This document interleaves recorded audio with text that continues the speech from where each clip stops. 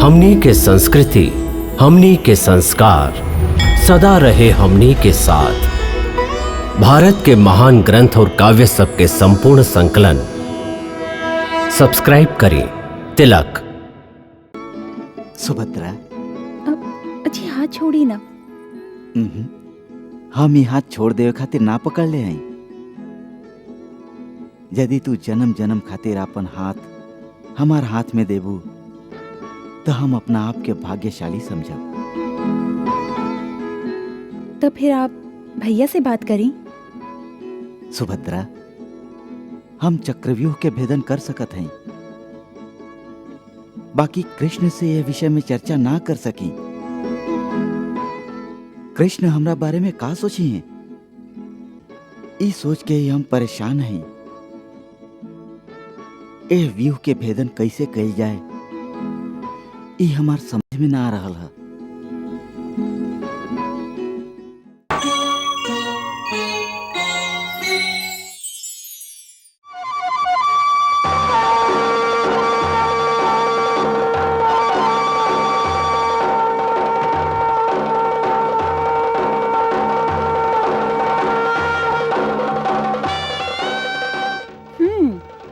अब आपके चाल हमार समझ में आ गई कन्हैया। चाल? कौन सा चाल? ये है अर्जुन के द्वारिका लेके आवे के। आप हमेशा सबसे 100 कदम आगे रहेली, बाकी दिखावा ऐसन करेली जैसे आप कुछ जानते नहीं की। शायद यही कारण से आप कहत रही कि सुभद्रा खातिर वह ढूंढे की कौनो जरूरत नहीं थे, वर स्वयं ही द्वारिका चलाई।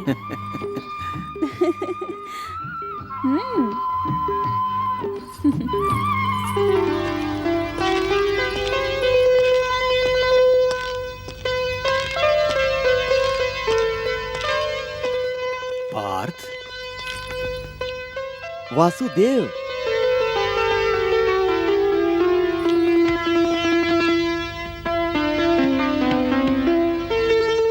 बहुत देरी कर दिला तू। हम कब से तुहार राह देख रहा हैं। कहाँ गई रहा तू? शिकार खेले गए रही, काल फिर जाई। प्रणाम भौजी। सब कुशल मंगल तहा। आपके आशीर्वाद से सब कुशल है।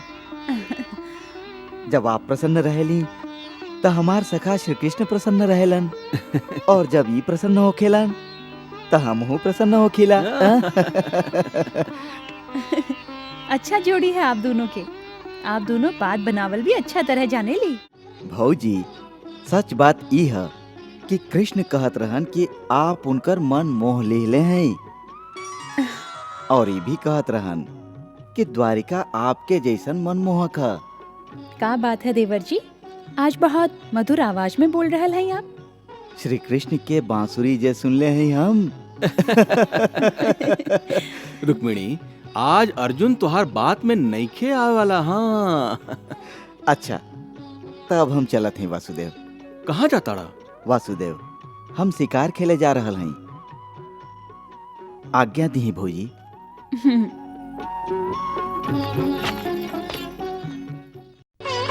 अरे अर्जुन तो जाता रन। ठीक है, जायदा। जायदा कैसे जायदे ही? आप चाहेली ना कि सुभद्रा के ब्याह अर्जुन से होके? ऐसन इच्छा तहा हमार। ते ई इच्छा तब सफल हुई जब अर्जुन और सुभद्रा एक दूसरे के देखी हैं, उनकर मन में एक दूसरा के प्रति आकर्षण के जन्म होके। बाकी आज तक ना अर्जुन सुभद्रा के देखलन और ना ही सुभद्रा अर्जुन के, फिर वो दोनों के मिलाप हुई कैसे? रुक्मिणी, हो जाई। अरे कैसे हो जाई? सुभद्रा रैवतक पर्वत पर आपन सखियन के संगे क्रीड़ा करे गईल हई, और अर्जुन हर दिन शिकार खेले जालन। फिर दोनों की बात बनी कैसे?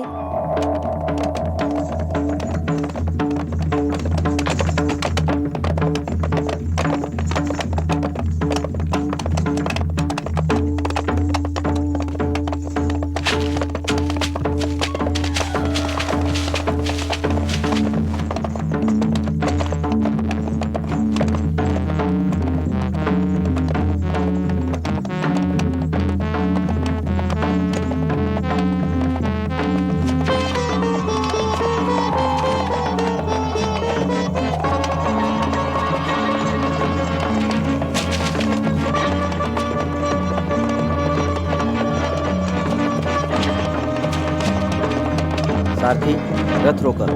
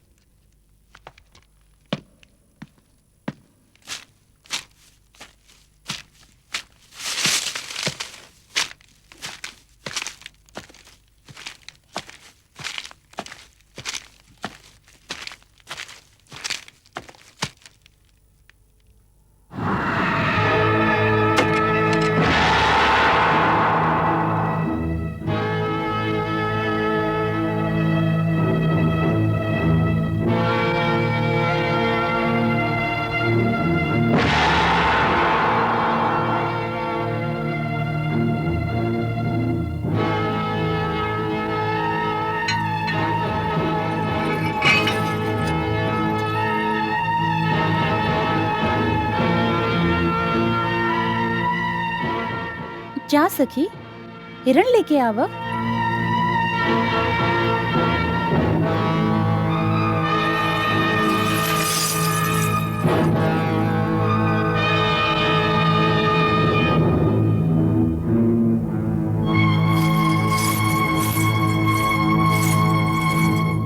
आप रुकी, ई हिरण हमार है। ना सखी, ई हिरण हमार ह। उठा ले आवा एकरा के। ऐसन कैसे हो सकेला देवी? ए हिरण के शिकार हम कैले हैं, यही से ई हिरण हमार है। ई आपके भ्रम ह। हिरण के शिकार हम कैले हई, यही कारण हिरण हमार ह। अहं, हमार बाण लगे से ही हिरण मरल है। ई भी आपके भ्रम ह महोदय। हाँ, हमार बाण लगे से ही एकर मृत्यु भइल ह।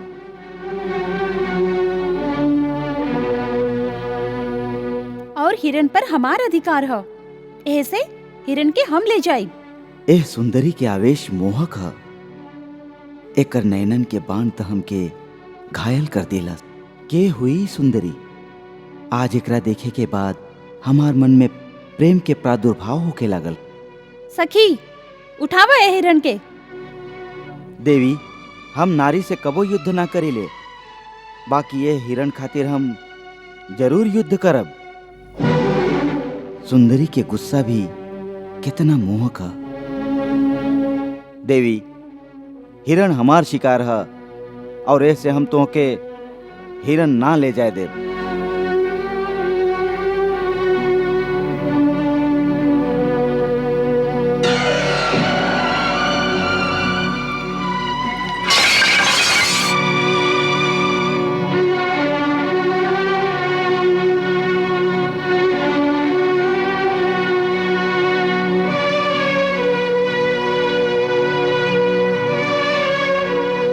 पहले अपन धनुष पर बाण लगावल सीखा, फिर हमार राजकुमारी के संगे युद्ध के भाषा में बात कर।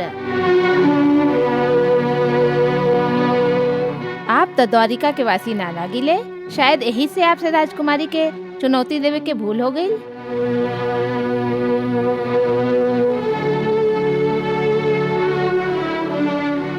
अजी धनुर्धारी अर्जुन के नाम नहीं खा सुन ले कबो? अर्जुन? के अर्जुन? अर्जुन नहीं खे मालूम आपके? उहुं।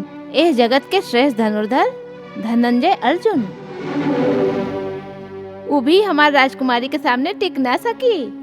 फिर तू कौन खेत के मुरई बाड़ा? अच्छा देवी, फिर ये हिरण आप ही के है।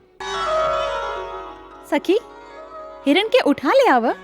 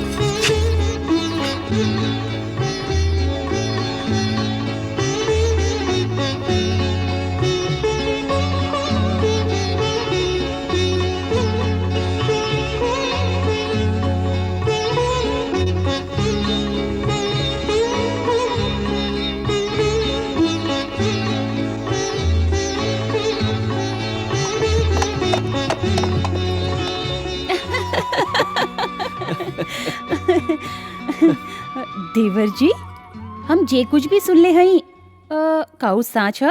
का सुन ले हैं आप? एगो लड़की आपके पराजित कर देली। ये हम का सुन रहा है पार्थ? हाँ हाँ, तो देवर जी कैसे पराजित भइले आप? काऊ सुंदर रही? हाँ भौजी, बहुत। अब पता चलल कि बाण से आप कब्बो घायल ना होइला, बाकी सुंदरी के नजर से जे तीर चलेला ओकरा से आप जरूर घायल होइला। हाँ तो देवर जी, अब ई बताई कि ऊ के रही? जानत नहीं ओकरा। लागता कि रेवतक पर्वत पर जे उत्सव मनावल जा रहल ह ओकरा खातिर कोनो प्रदेश के राजकुमारी आयल होखे।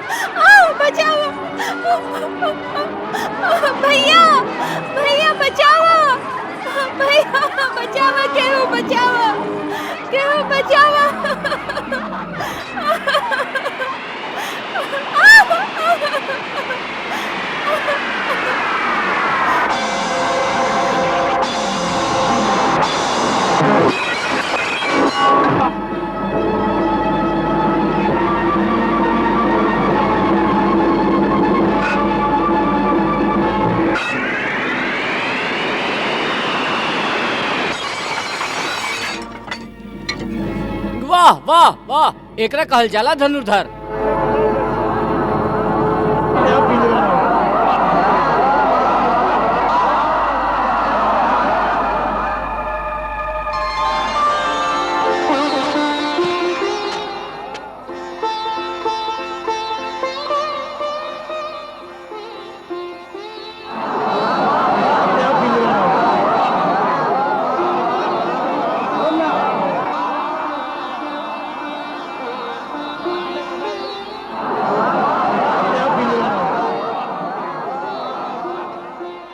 आपके सखी लोग हमके धनुष पर बाण लगावे के कला सीखे के सलाह दिले रहनी।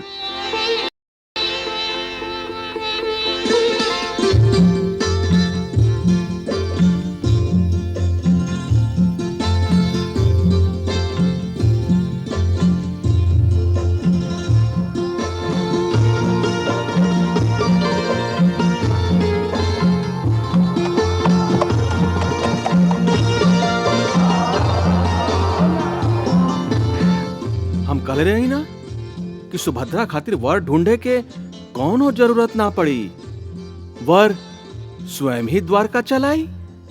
अच्छा, अब समझ में आइल। आप सुभद्रा के ब्याह अर्जुन से करा देव। तक कैसा लागल तोके सुभद्रा के दूल्हा? सब कुछ चुपचाप तय करेली आप, और बहाना ऐसे बनावेली जैसे आपके कुछ पता ही नहीं खे।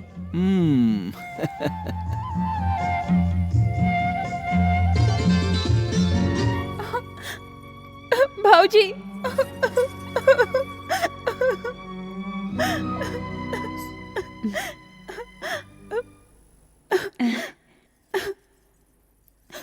सुभद्रा, तू कुशलता हव ना?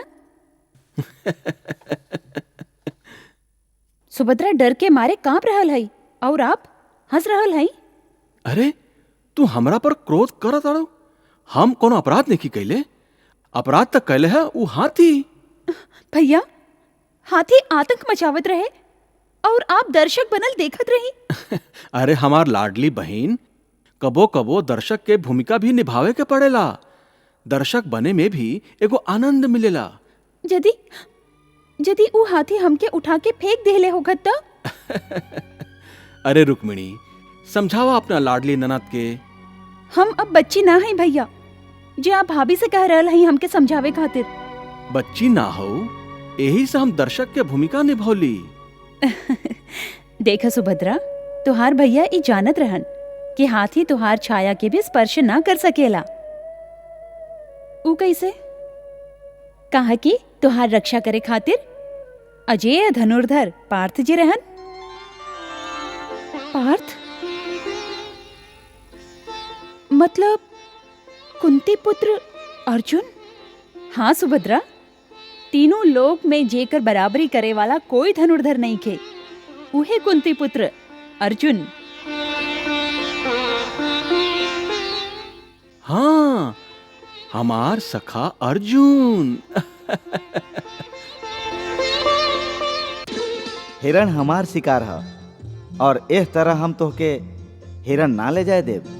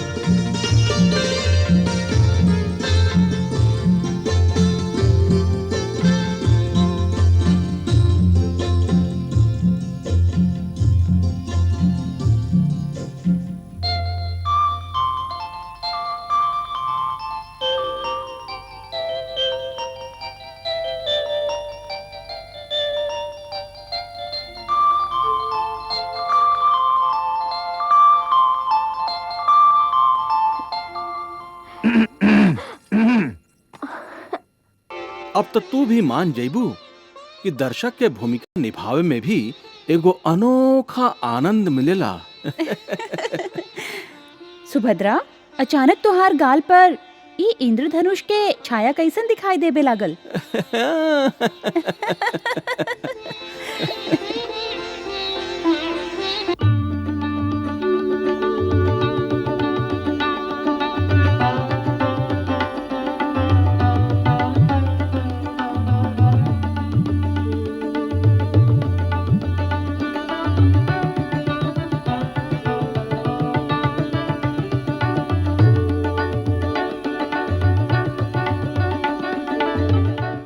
आप ठीक समय पर आयल हैं देवर जी।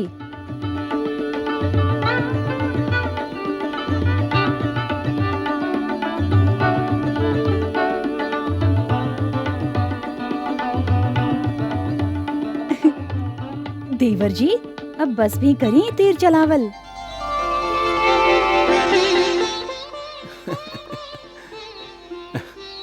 अर्जुन, अब हम तुहार परिचय करा देते हैं। ई है हमार लाडली बहिन सुभद्रा। तुहार बहिन? हाँ, और सुभद्रा ई बाड़न द्रोण शिष्य कुंती पुत्र अर्जुन।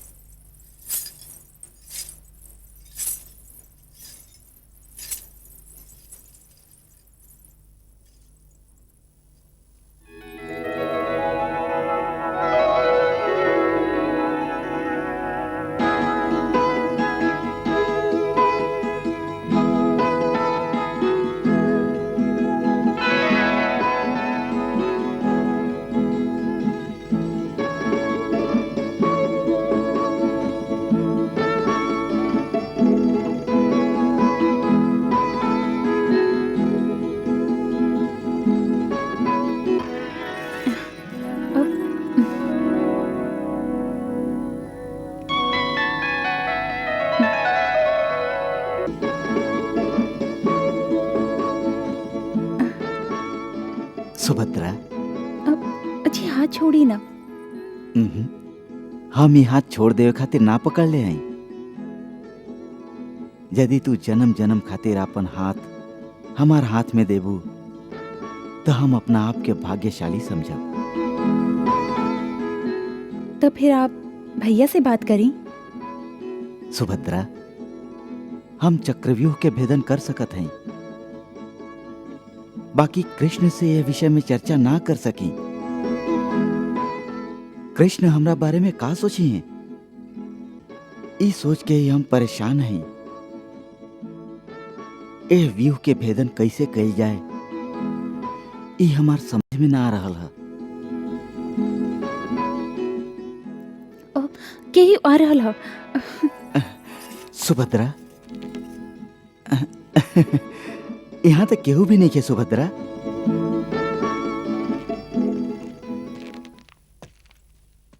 सुभद्रा, सुभद्रा, सुभद्रा के प्यार में हम पागल हो गए हैं। दिन में भी सपना देखे लागल हैं।